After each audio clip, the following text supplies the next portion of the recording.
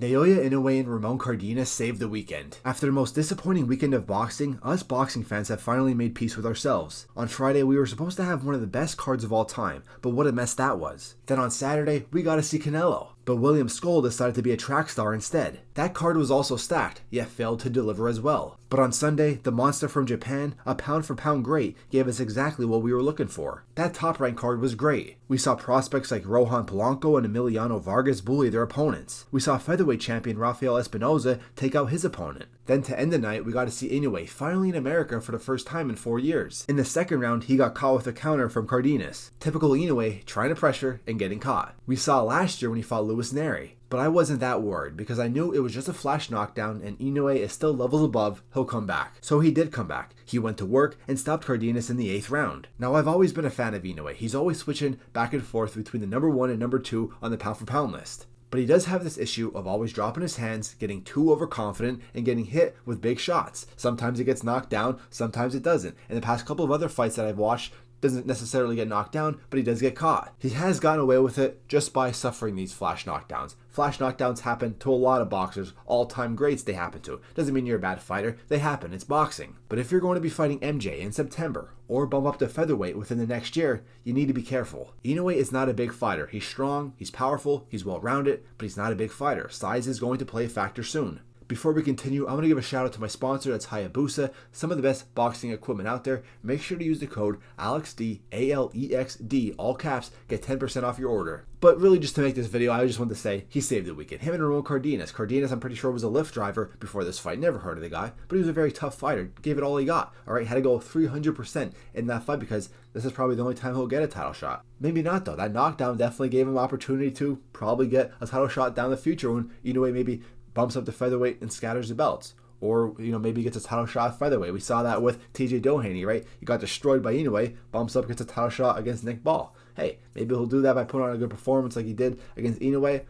Very tough fighter, very good fighter. Respect to him. But, like I said, in boxing, there's levels. Inoue was just levels above. But what's next for Inoue? Well, he's fighting MJ in September, already. And this is a fight that we've been wanting for over 2 years now, okay? This is a very good fight that we could see at super bantamweight. We've been wanting it. MJ is a former champion, former unified champion, did lose to Marlon Tapales, which of course Inoue destroyed. He lost to him by split decision, but former unified champion, current WBA super bantamweight title interim champion, but just a very good fighter, powerful fighter. Only 14 total wins, 13-1 record, has 10 knockouts. So like I said, very powerful fighter. I think Inoue has the abilities to stop or outbox MJ, okay? Like I said, Inoue is a complete, well-rounded fighter. I've been saying for a while that nobody beats him at super bantamweight.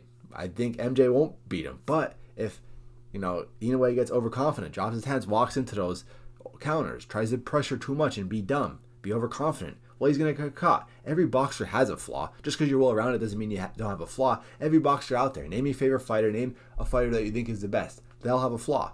Inoue, I've been saying that he likes to drop his hands, gets a little too overconfident. I said that in videos in the past. Just needs to be careful. Alrighty. What I want to see in the future after the MJ fight, which like I said, I think this is gonna be a very good fight. I think MJ is gonna be probably his toughest opponent yet. And I think after this, probably next year, I like to see Inoue bump up to featherweight. I think he can really do damage there.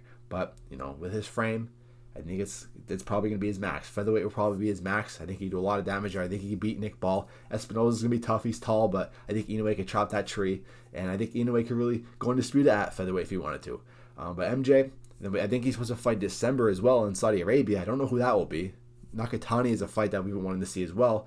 But if that fight's going to happen, two of Japan's biggest boxing stars maybe ever, that fight should happen in Japan. Saudi Arabia does not deserve that fight. So I like to see, of course, fight MJ, Nakatani, and then bump up to featherweight. If he's going to fight Nakatani, though, has to be in Japan. If he needs that December fight in Saudi Arabia, well, then just feed him a mandatory or something that Inoue can just destroy, and then have Nakatani fight at super bantamweight, have Nakatani bump up, have them fight in Japan in like May, and then he can bump it to featherweight in the fall of next year, of 2026. I've been calling forever. Inoue versus Nick Ball in Wembley, that'd be a huge fight. It'd sell out. Doesn't have to be Wembley, it could be any soccer stadium, but that would be a huge fight on the big stage. A lot of people want to see it. I've been calling it for a while. That fight definitely could be made at featherweight. And I think Inoue could win, but it's going to be a very tough fight. Very good fight. But hey, Inoue saved the weekend. Ramon Cardenas, shout out to you, man. Tough fighter. Hope you get a title shot in the future. But could always count on Inoue to make it electrifying the monster. Make sure to subscribe. Let me know down below in the comments what you thought of the fight. What do you think is going to be next for Inoue? We know he's fighting MJ, but how do you think that fight's going to go, I should say? What do you want to see more of Inoue fight in the future after the MJ fight?